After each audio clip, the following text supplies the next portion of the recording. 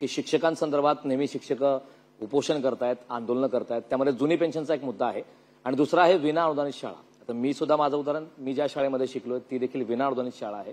मागच्या 15 वर्षापूर्वी शिक्षकांची जी व्यथा होती तीच आज देखील आहे. डिसेंबर पासून त्यांना लाभ मिळेल असं आपण म्हणालात.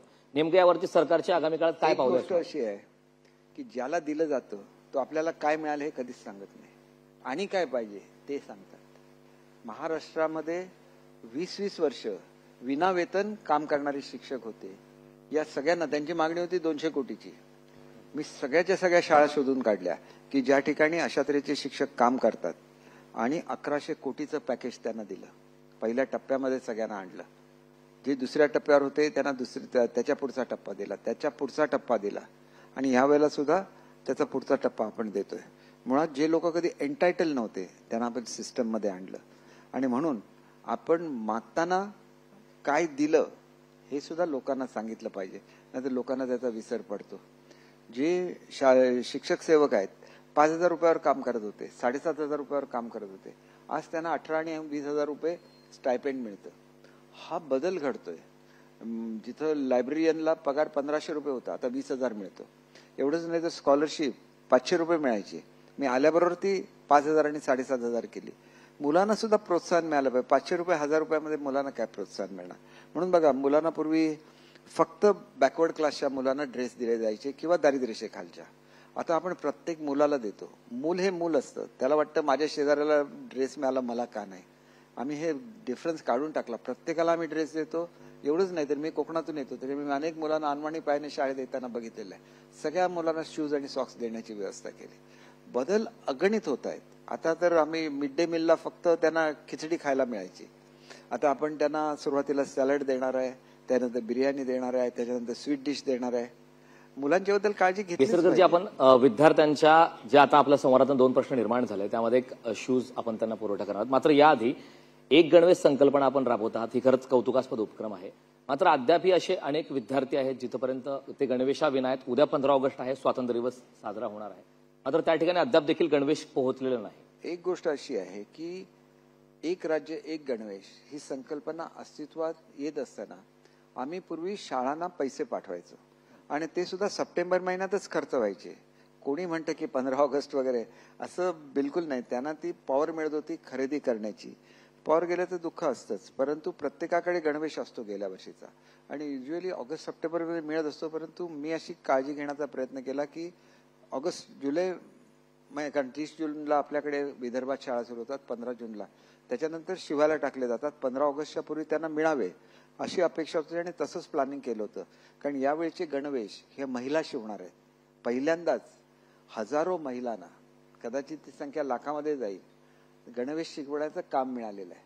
त्याच्यामुळे हे पहिलंच वर्ष असल्यामुळे थोडंसं त्याच्यामध्ये पुढे मागे होऊ शकतं.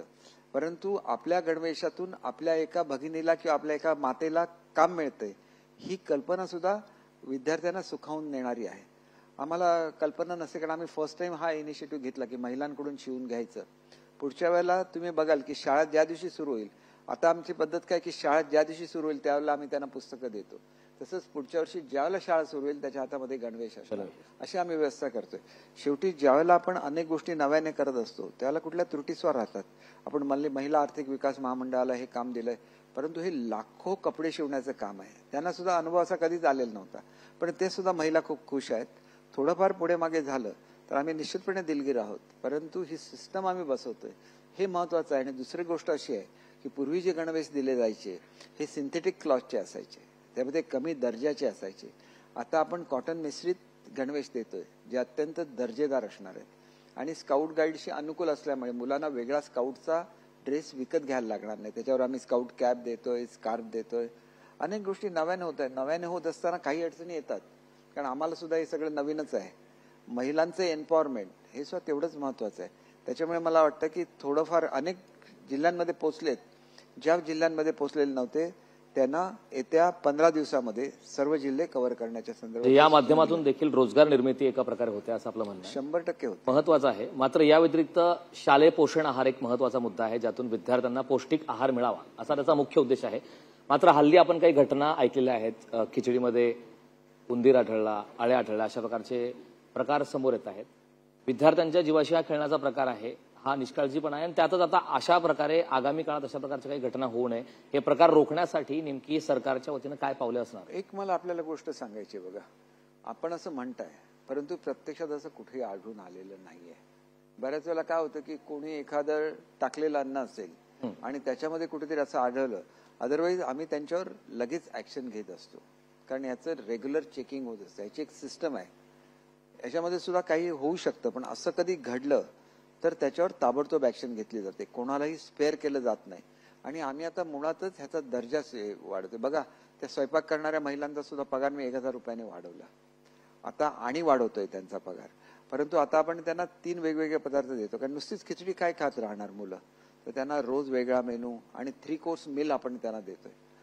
बदल होतोय. आपण सांगता त्या त्रुटी निश्चितपणे एवढ्या मोठ्या डिपार्टमेंटमध्ये जिथे 2 कोटी मुलं शिक्षण घेतात, थोडंफार कुठेतरी एखादा कर्मचारी हा निष्काळजी असू शकतो, पण त्याच्यावरून सर्वच लोकांना आपल्याला दोष देता येणार नाही. आपल्याला ह्याच्यामध्ये सिस्टम कशी इम्प्रूव्ह करायची हे ठरवायला लागेल.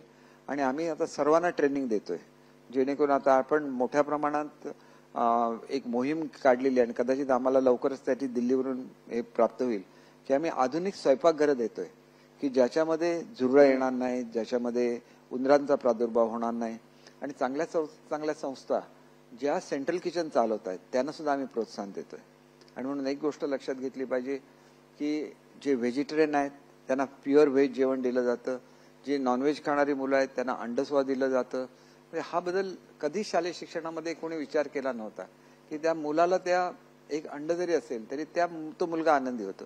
एखादा मुलगा जर व्हेजिटेरियन नसेल, त्याला एखादं केळं जरी मिळालं तरी तो आनंदी होतो, त्याला ते पूर्वी कधीच फ्रूट मिळत नव्हतं. म्हणजे हा बदल घडतोय. आणि हे घडत असताना कुठल्याही प्रकारे भावना दुखवल्या जाऊ नये म्हणून प्रत्येक मुलाच्या कार्डवर तो व्हेज आहे की नॉन व्हेज आहे हे ह्याचं मार्क केलेलं असतं. तो नॉन व्हेज असेल तर तो रेड कलर असतो आणि व्हेज असेल तर तो ग्रीन असतो. कुठल्याही परिस्थितीमध्ये ग्रीन ज्या ठिकाणी डॉट आहे त्याला अंड दिलं जाणार नाही, याची काय स्ट्रिक्ट वॉर्निंग दिलेली आहे. त्याच्यामुळे अनेक वेळेला काय होतं की नवीन प्रयोग केल्यानंतर पुढे मागे होतं. त्याचप्रमाणे मुंबई शहरामध्ये आपण आज संपूर्ण व्हेज देतोय. सेंट्रल किचन आहे तिथं आपण पूर्ण व्हेज देतोय. मुंबई शहर असेल, पुणे शहर असेल, तिथं आपण पूर्ण व्हेजिटेरियन जेवण देतोय. त्याच्यामुळे गैरसमज कोणी निर्माण करता कामा नये. जिथे सेंट्रल किचन आहे ते 100% व्हेजच आहे. म्हणजे जास्तीत जास्त व्हेजिटेरियन लोक ही मुंबईमध्ये राहतात, तर मुंबईला 100% व्हेज आहे. त्याच्यामुळे तिथं तक्रार येण्याचं कारण नाही. पुण्यासारखं शहर आहे 100% व्हेज आहे, नागपूर सारखं शहर आहे 100% व्हेज आहे.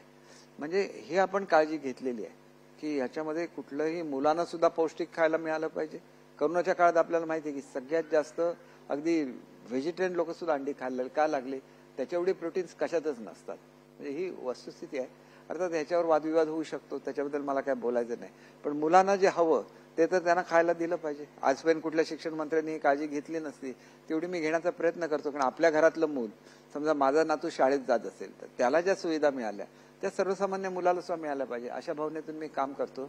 एज्युकेशन हा काय माझं फील्ड नाही, परंतु एज्युकेशन जास्तीत जास्त इम्प्रूव्ह करण्यासाठी जे जे करायला लागतं, मुलांच्या पाठीवरचा बोजा आजपर्यंत कमी करण्याचा प्रयत्न केला गेला, करता आला नाही, मी तर करून दाखवलं.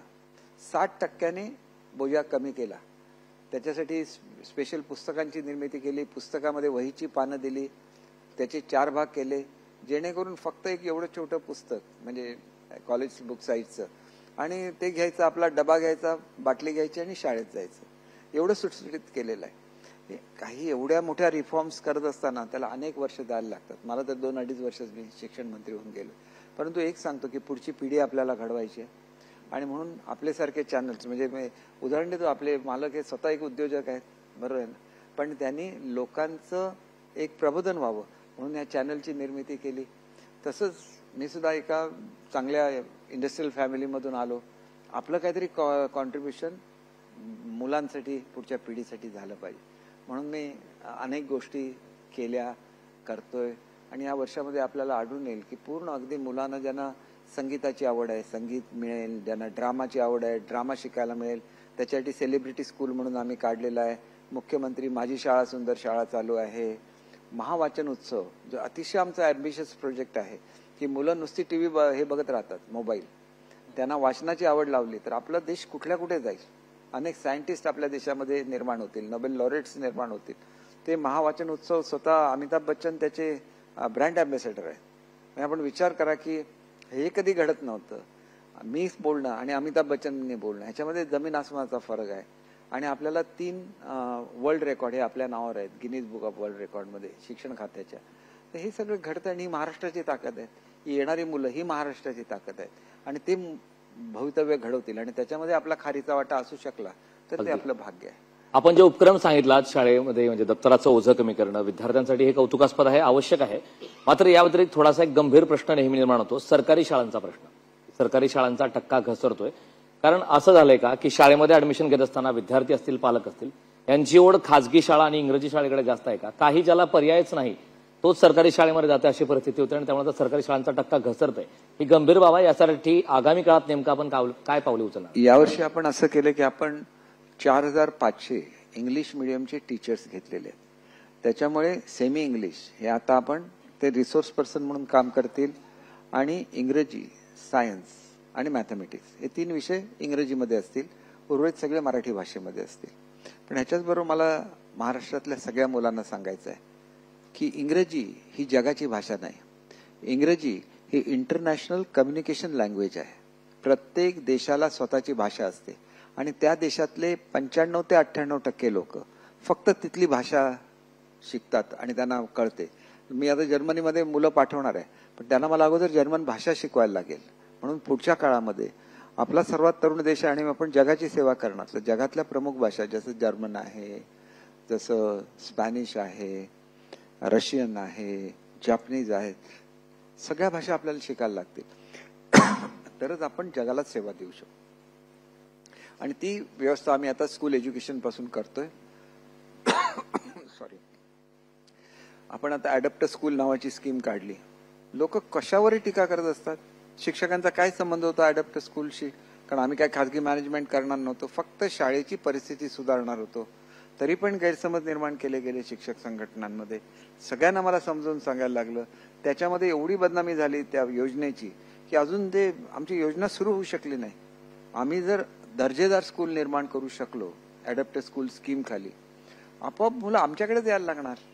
आताचं इन्फ्रास्ट्रक्चर लाखो शाळांना म्हणजे जवळजवळ 75,000 स्कूल आहेत आमचे, 1,00,000 टोटल स्कूल्स आहेत. मग त्यांचं मेंटेनन्स करणं हे काय प्रत्येक वेळेला सरकार तिथं पोहोचू शकत नाही. खाजगी उद्योजकांनी त्याची जबाबदारी घेतली पाहिजे. त्या उद्योजकाचं नाव तिथं लागेल शाळेच्या मागे. झेडपी स्कूल असेल तर टाटा झेडपी स्कूल नंबर 1 किंवा रिलायन्स झेडपी नंबर 1 असेल, त्यांनी तिथं आवश्यक ते दुरुस्त्या करणं, तिथं आवश्यक आधुनिक मशिनरी देणं. आणि आता आपण सगळंच करतो. आपण रोबोटिक्स करतो, आर्टिफिशियल इंटेलिजन्स करतो, कोडिंग डिकोडिंग शिकवतो. परंतु एक जो शिक्का बसलेला आहे आपल्या शाळांवर हा दूर केला पाहिजे आणि तो पुढच्या काळामध्ये निश्चित दूर होईल. लोकशाही मराठी ऐका, पहा, जागरूक रहा.